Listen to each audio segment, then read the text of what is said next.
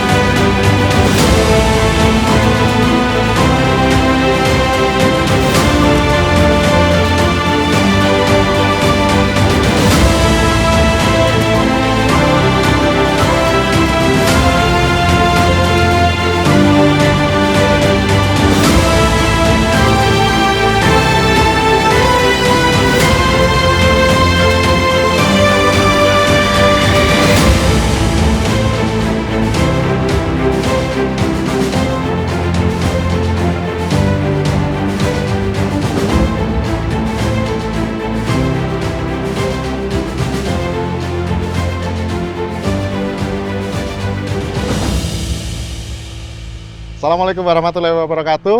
Saya Kombes Pol Ruli Indra Wijayanto, Kapolresta Bukit Tinggi, ingin menyampaikan sedikit tentang sejarah berdirinya Monumen Poluan di Bukit Tinggi. Jadi, Monumen Poluan di Bukit Tinggi ini didirikan untuk memperingati lahirnya polisi wanita pertama di Indonesia yang dimulai pada pembentukan sekolah polisi wanita pertama di Bukit Tinggi pada tanggal 1 September 1948. Monumen ini diresmikan pada zaman Bapak Kapolri, Bapak Dr. Andes Jenderal Polisi Dr. Andes Banur Rusman Astro Semitro pada tanggal 27 April 1993 yang merupakan sebagai simbol sejarah penting bagi Poluan dan eksistensinya perempuan di kepolisian.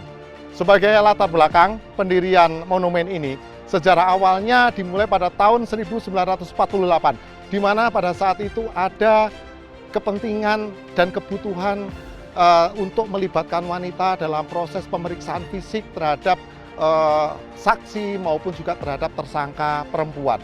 Sehingga berdasarkan kebutuhan tersebut, kemudian ada usulan juga dari organisasi wanita maupun juga dari wanita Islam di Bukit Tinggi untuk melibatkan perempuan di dalam kegiatan diikutsertakan dalam kepolisian negara. Sehingga pada dengan adanya usulan-usulan tersebut, maka cabang jawatan kepolisian negara di Sumatera, di Bukit Tinggi, memberikan kesempatan kepada wanita-wanita di Indonesia pada saat itu mendidik 6 orang perempuan untuk mengikuti sekolah inspektur polisi di Bukit Tinggi pada tanggal 1 September 1948. Sehingga pada tanggal tersebut kemudian diperingati sebagai Hari Poluan.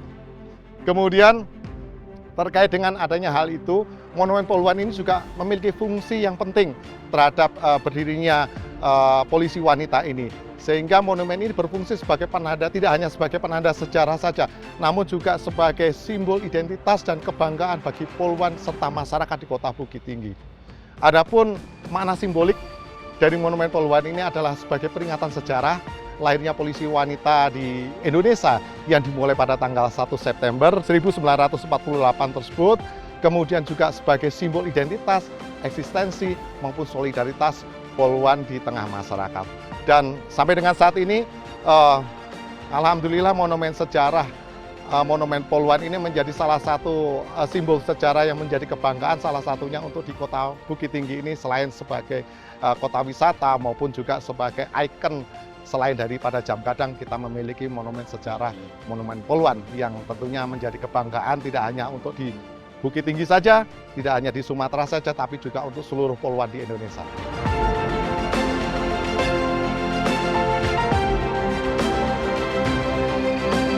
Monumen Poluan menjadi simbol perjuangan Poluan pertama di Indonesia. Dari langkah pertama di kota kecil Bukit Tinggi, menjelma gelombang besar perjuangan perempuan di Indonesia. Perjuangan ke-6 Poluan pertama bagaikan pelita bagi perempuan di Indonesia. Sebuah barisan yang akan terus bersinar tentang semangat, profesionalisme, dan kesetaraan. Semoga kedepannya Poluan semakin bertumbuh dengan banyak hal positif lainnya. Mengabdi dengan hati dan terus menjaga negeri.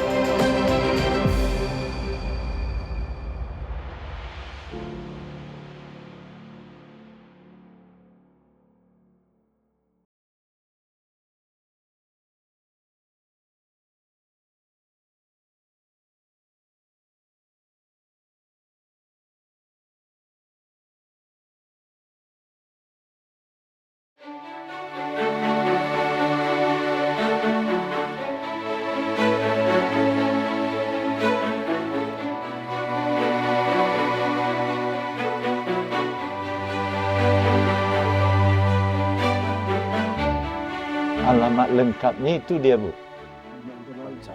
Bancalawe, Jorong Peninggalan Baru, Nagari Nalingo, Kecamatan Kulupu, Kabupaten Agam. Saya kan lagi minta listrik kan, rumah warga. Tapi ini tidak bisa rumah warga.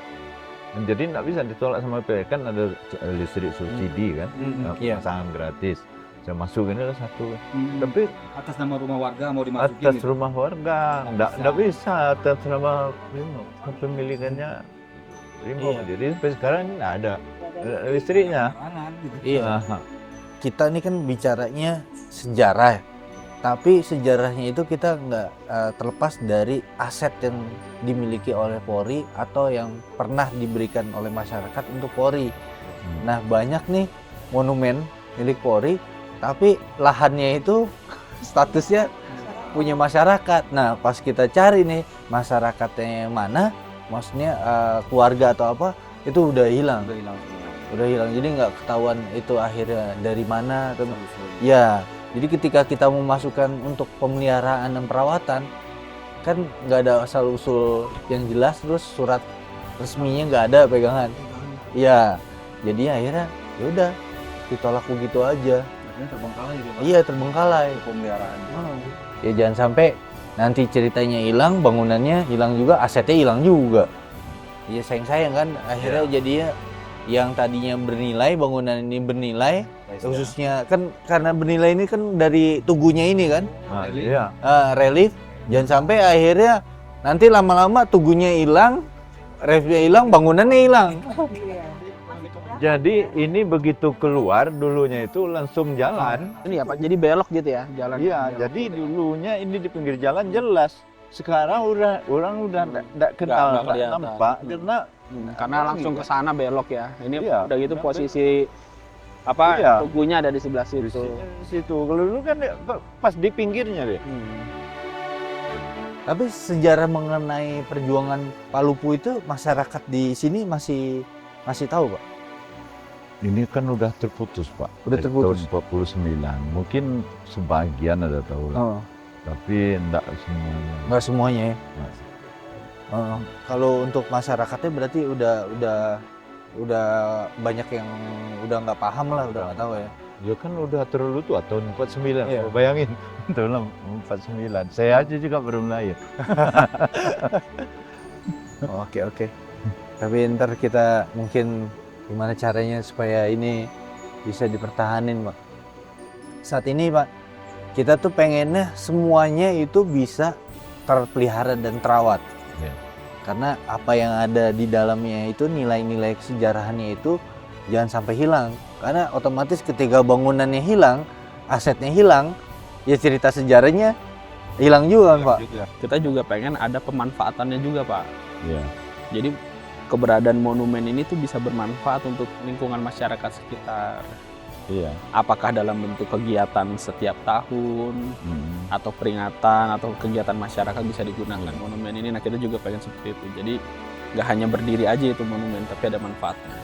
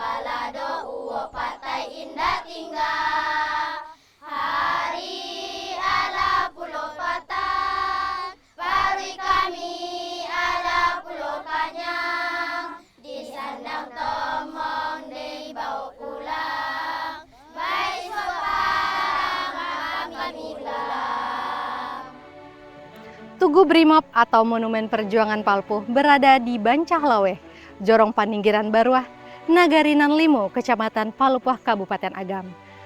Tugu Perjuangan Palpuh diresmikan pada tanggal 17 Agustus 1949 oleh Bapak Sulaiman Effendi selaku Kepala Kepolisian Sumatera Tengah. Apabila biasanya tugu atau monumen didirikan untuk memperingati suatu kejadian setelah peristiwa tersebut selesai, Tugu Perjuangan Palpuh memiliki keunikan karena pada saat pembangunan dan peresmiannya, bangsa Indonesia masih berada dalam masa perjuangan dan pertempuran melawan Belanda. Menurut Bapak Sulaiman Effendi, tugu ini mempunyai makna keyakinan yang teguh terhadap perjuangan bangsa Indonesia pasti menang dan tetap merdeka. Jadi tugu ini 49 hanya berbentuk tugu saja, dalam bentuk batuan yang dilapisi pasir dan kapur. Jadi hanya seperti itu tahun 49. Kemudian tahun 82, sewaktu Bapak Awaluddin Jamin menjadi Kapolri, beliau memugar tempat ini. Jadi tanah ini diserahkan kepada Polri, kemudian Polri membangun gedung ini, membangun ini yang monumen ini, termasuk ini juga pagar-pagar sekelilingnya, tahun 82. Dan diresmikan oleh Bapak Awaluddin Jamin secara langsung di sini tahun 82. Tugu Perjuangan Palpuh tidak terlepas dari Front Palpuh. Front Palpuh merupakan garis depan perjuangan kemerdekaan Indonesia di wilayah Palpuh yang terdiri dari gabungan sebagian besar anggota Mobile Brigade atau Brimob, polisi umum, dan laskar bersenjata lainnya. Pada masa agresi militer Belanda II, Front Palpuh berhasil mengamankan daerah Pasaman hingga pemerintahan darurat Republik Indonesia di Kota Tinggi. Front Palpuh yang berhasil menghambat laju gerakan dan mengepung Belanda membuktikan tangguhnya pertahanan Mobile Brigade Polisi bersama rakyat di daerah tersebut. Hal ini sesungguhnya hanya dimungkinkan dengan tingkat kesadaran yang tinggi untuk mempertahankan kemerdekaan Indonesia.